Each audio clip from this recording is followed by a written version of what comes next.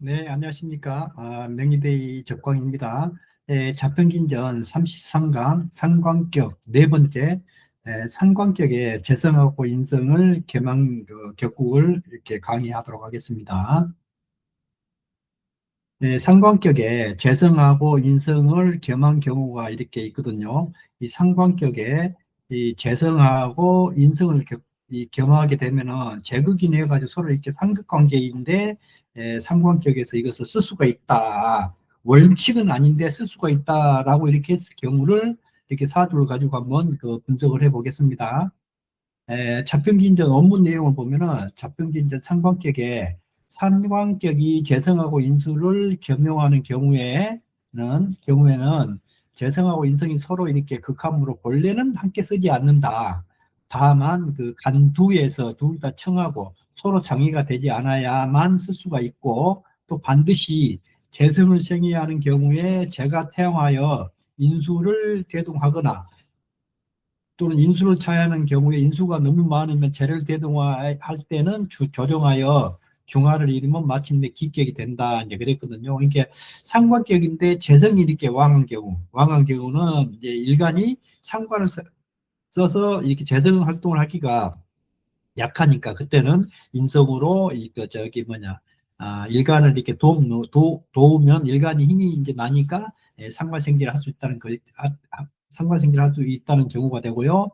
또 인수가 이렇게 많을 때는 일간의 그 기운을 인수로 상관으로 이렇게 상관으로 화살해서 재성으로 연결했는데, 인수가 너무 많으면은 태양하면은 화토가 많으면 화토의 이 저기가 많으면은 이렇게 이 재성이 이 인성을 이렇게 좀 제어를 해가지고 서로 이렇게 중화를 이루게 한다는 뜻이거든요. 그렇게 되면 두 개 다 규격이 된다 그랬어요. 제가 중화하면서 인수를 대동하고, 그 정과 임이, 이건 도통계의 이제 사주죠. 제가 왕한 경우죠. 임수가 굉장히 왕하죠. 그래서 더구나 또 상관생계가 되니까 더 왕이 됐어요. 재성이. 그 대동하고, 인수를 대동하고, 정과 임이 무하고 이 무기를 사이에 두고 있어서 재성하고 인성이 서로 장애가 되지 않죠. 또 금수가 이렇게 많기 때문에 추위를 느끼는데 화를 만나 서로 화합하는 경우이니, 이 도통제 사주가 이렇게 그 정화를 이렇게 상신으로 쓴다는 뜻이죠. 그리고 인수가 너무 중하면서 재를 대등하고, 또 무기를 사이에 두고 있어서 무토하고 기토를 이게 사이에 두고 있어서 재성하고 인성이 서로 장애가 되지 않는 경우이니 어느 승상의 사주이다 그랬거든요. 이것은 인수가 이렇게 왕하고 그다음에 재성이 인수를 이렇게 제어해서 이렇게 조정하여 이제 중화를 이루는 이런 사주의 격국이죠. 그래서 이것은 어느 승상의 사주고, 이거는 도통제 사주. 그러니까 이 통제의 이 벼슬하고 승상의 벼슬이 옛날에 있었는 모양이죠. 이렇게 벼슬을 이렇게 하는 이런 사람인데, 도통제 사주는 제가 왕이 가지고 인성을 이렇게 쓰는 사주. 그리고 이제 승상의 사주는 인성이 너무 왕하죠. 인성이 왕하기 때문에 재성으로 인성을 좀 덜어내주는 이런 격국이라고 이렇게 볼 수가 있겠어요. 그래서 이와 반대면 재와 인을 같이 쓰지 못하고 빼어나지도 못할 것이다 라고 그랬거든요. 근데 재가 많아서 인성을 쓰는 도통제 사주와, 또 인성이 많아서 재성을 쓰는 어느 승상의 사주를 분석하고 통변을 하고, 상관격에 인성과 재성을 쓴다는 논리를 정리를 한번 해볼게요. 원문 이론의 그 구조에서는 기본 원칙은 상관계의 본질은 상관생재, 재생관 이렇게 되거든요. 그래서 재성이 이렇게 상신이 되고 용신이죠. 여기에 인성이 이어들면 문제가 생기죠. 왜냐하면 재극인하고 인극식이 되기 때문에 이 이 상관격이 재성하고 인성의 그 삼각 충돌 구조가 되기 때문이죠. 이렇게 되면 상관이 있고 인성이 있고 재성이 이렇게 있으면 서로 제극이나 해가지고 서로 이렇게 충돌하기 때문에 이렇게 원칙은 쓰지 않는다고 그랬거든요. 그래서 자평진적 기본 명제는 상관격에서는 원칙적으로 재성하고 인성을 함께 쓰지 않는다라고 했는데, 그런데 예외가 있다는 뜻이거든요. 다음 네 가지 조건이 동시에 충족될 때만 재인 겸용 기격이 성립이 되고, 네 가지가 맞아야만 재성하고 인성을 경험한 상관격이 된다는 뜻이고, 동제 또는 승상격이 된다는 그런 그 뜻이죠. 조건은 간두에서 모두 청정하다. 이게 추출해가지고 이렇게 청해야 되겠죠. 이게 극하거나 뭐 합하거나 이런 것들이 있으면 안 되겠죠. 의미는 정관이 혼잡하지 않고 순수해야 된다. 그런 의미가 있고요. 재성하고 인성이 직접 충돌하지 않아야 된다. 그 일간하고 그 이 사이에 일간이 끼어서 재성하고 그 인성 사이에 일간하고 이제 비겁이 사이에 끼어가지고 서로 이렇게 그 중계를 하고 있죠. 중계를. 재성하고 인성 중 하나가 지나치게 왕이 된다 뜻이거든요. 재성이 왕해가지고 인성으로 이렇게 이 중화를 이루고, 또는 그 인성이 많아가지고 재성으로 중화를 이렇게 해줘야 된다는 뜻이거든요. 균형하고 조절이 이렇게 필요하다. 조후 한난의 그 문제점도 있거든요. 기후 조정이 이제 또 핵심일 수도 있거든요. 도통제 그 사주를 이렇게 한번 분석을 하면은 6월에 이제 무토일간이죠. 6월에 무토일간이고 상관이 이제 유금이죠. 유금 상관이고 상관격을 이루고 있어요. 재성은 임수고, 재성이 이렇게 상당히 왕하죠. 그리고 이 금까지 이렇게 얻었으니까 재성이 왕하고 인성 정화는 좀 약하죠. 그래서 이 사주가 이 사오미로 흘러가면 이제 좋을 수도 있겠죠. 그래서 여기서 핵심 포인트는 금수가 너무 많아요. 그래서 한기가 이제 좀 이렇게 심하다. 재성이 매우 이렇게 왕하죠. 그래서 토가 금의 그 설기가 이 토가 금수의 그 설기가 지금 과다하죠. 그래서 여기서는 화 인성이 꼭 필요한 사주가 되겠죠. 화로 이 6월에 그 한기를 좀 제거해 주면서 그다음에 그 일간을 이렇게 그 보호해주고 하기 때문에 이 화생토 토생금 금생수로 이어진다는 이런 뜻이 있거든요. 그래서 화가 인성이 반드시 필수가 돼야 되겠죠. 그래 제가 너무 많아가지고 이 인성으로 온도도 이렇게 조도 이렇게 조절해주고 일간도 이렇게 생해서 일간도 보호해주고 하는 이런 격국의 형태를 보였죠. 그럼 여기서 정화가 이제 상신이 되겠죠. 정화 상신이 죽어버리면은 이 사주가 이제 조금 이 상관생제를 한다 하더라도 일간이 약하게 되니까 조금 문제는 이제 될 수가 있겠죠. 상관생제격이 성립이 안 되죠. 재성하고 인성의 관계. 정화는 무토하고 이 기토 사이에 이렇게 재성하고 이렇게 정화하고 임수가 이렇게 사이에 끼어 있는 것이죠. 무기토가 사이에 끼어 재극인이 직접 일어나지 않는 경우이다 보면 되고요. 이런 사주의 통변은 일간은 상관생제, 일간이 약하여 상관생제가 하기 어려우므로 인성으로 일간을 생조하고 상관을 제어함으로 기격이다. 즉 재가 많아가지고 인성을 쓴 도통제의 명식이고, 이런 사주들은 천재적 두뇌 또는 행정력, 재정력이 이렇게 있어가지고, 그러나 인성의 온기가 있어야 인성이 이렇게 인생이 열린다라고 이렇게 볼 수가 있거든요. 그러니까 아무리 천재적 두뇌 또는 행정력, 이 재정력, 이렇게 재물을 만드는 능력 또는 관리를 하는 능력, 두뇌가 이렇게 천재인데 그렇게 있다 하더라도 인성의 온기가 있어야만이 인생길이 열린다는 뜻이거든요. 그러면은 운에서는 사오미로 올라가면 좋겠죠. 그다음에 승상의 그 사주를 보면은 이 사주는 6월에 이제 무토인데 화가 이렇게 많죠. 화가 많아요. 인성이 굉장히 정인이 많죠. 이 상관격에 이 정인이 많으면은 이 상관을 극하기 때문에 격이 깨지는데 요 임수로 이 인성을 이렇게 드러내고 이 상관을 보호해주는 이런 적이죠. 그리고 여기는 일간이 왕이에요. 일간이 상당히 오술 이렇게 하국이 돼가지고 일간이 상당히 왕하거든요. 그래서 이렇게 화생토 토생금에서 임수의 그 역할이 아주 중요하고 이 상대적으로 이 상관이 자꾸 약하게 이렇게 보일 수가 있겠네요. 그래서 신유수로 가는 것이 상당히 좋겠죠. 이 구조를 보면은 일간이 이제 무토이고 인성이 정화가 좀 왕하죠. 상관 유금이 금왕절이지만은 조금 약하죠. 그리고 재성도 이제 임수가 재성인데 근이 없어요.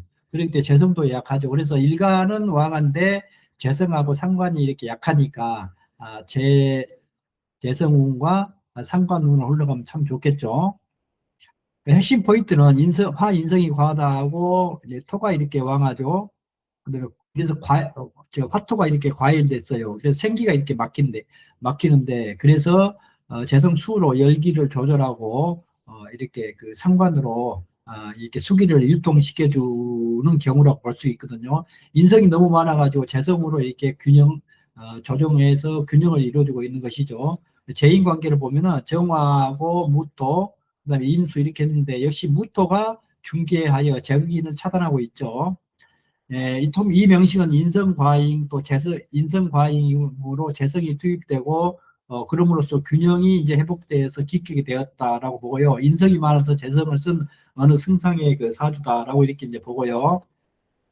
그러면 왜 삼각형에서 재정하고 인성을 함께 쓸 수가 있는가? 그 핵심 논리는 이 이제 두 가지 예시, 도통주의 사주하고 이제 승상의 사주 두 예시는 상관의 생산성하고 재의 행정력 플러스 인성의 명분, 이 삼박자가 완성된 통치형 명식이다 뜻이거든요. 단순한 제극인이 아니고 나름대로의 그 상관의 생산성, 재성의 그 행정력, 그 관리 능력, 그러니까 인성의 그 명예, 명분 이런 것들이 이 삼박자가 이렇게 중화를 서로 이렇게 하고 있기 때문에 완성된 통치형 명식이다라고 하는 뜻이에요. 그래서 도통제가 되고 승상이 나오는 것이다라고 이렇게 이제 볼 수가 있고요.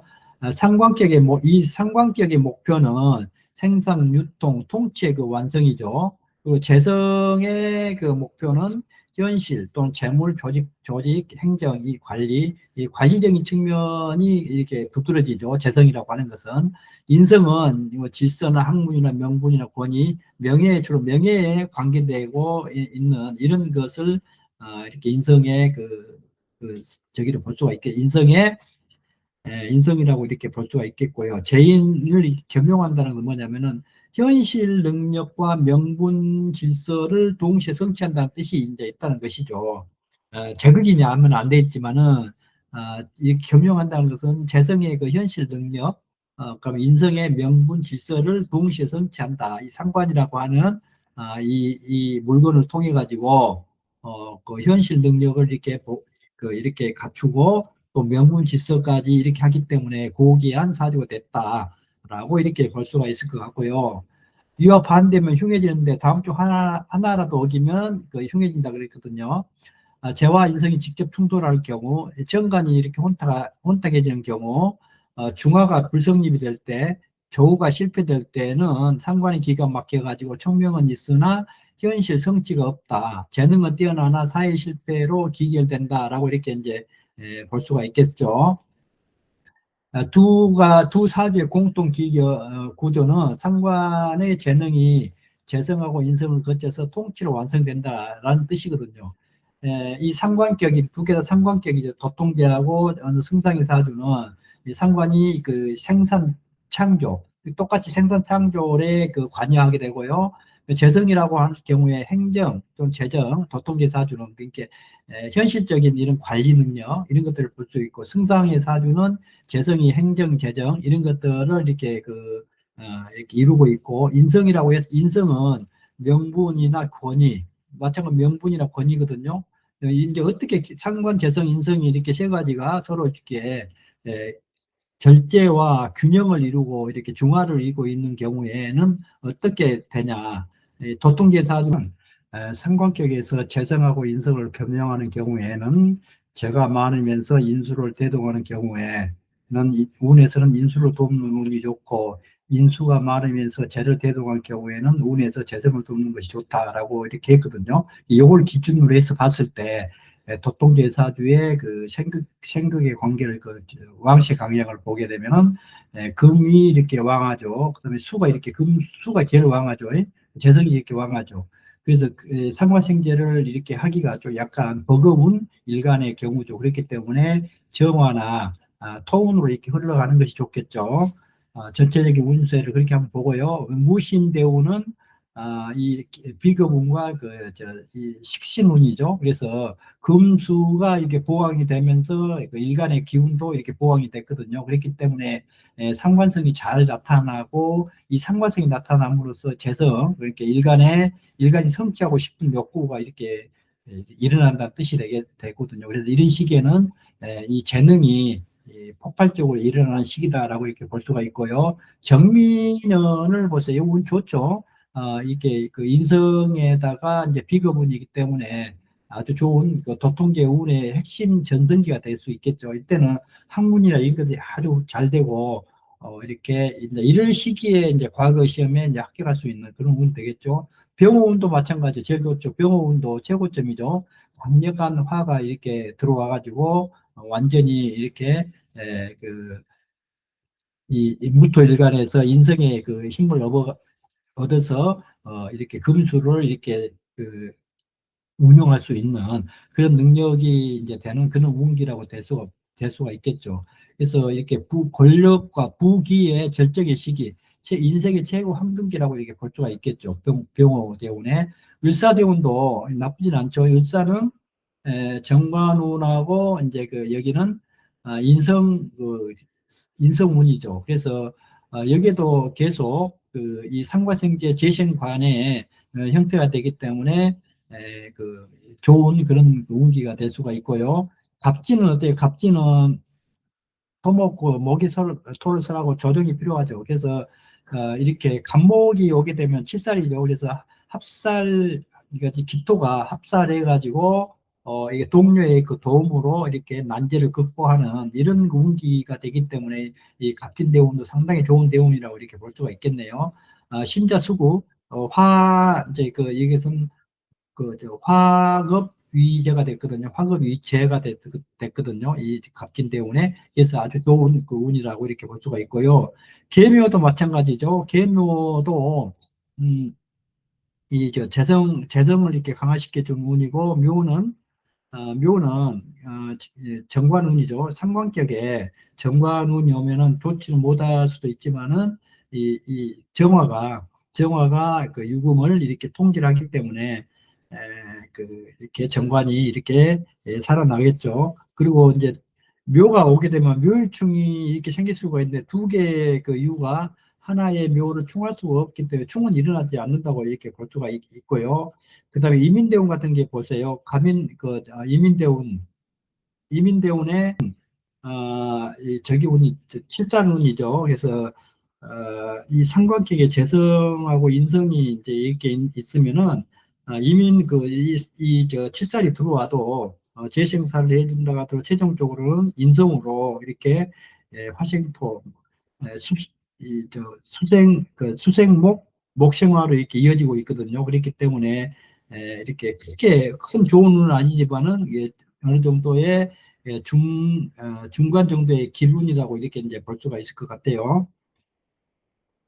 그러니까 어느 승상의 사주를 보면 이 사주는 인성이 왕해가지고 재성을 쓰는 사주거든요. 상관격에. 그렇기 때문에 임수가 오는 운이 좋겠죠. 그래서 해자축으로 가면은 상당히 좋은 운이 좋게 이제 흘러가고 있고요.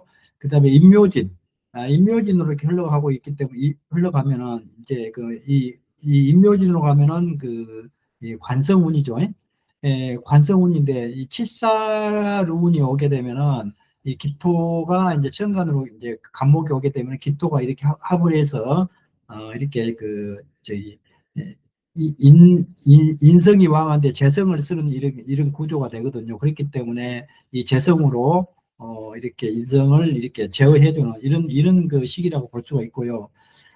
이제 그래서 여기 이제 임묘진으로 흘러가면 조금 사주가 이제 운세는 좋지 않는 그런 운세라고 이렇게 볼 수는 있을 것 같아요. 예? 네. 이렇게 해서 간단하게 이제 승상의 사주 상관격에 이 재성하고 인성을 겸용하는 경우를 이렇게 한번 살펴봤습니다.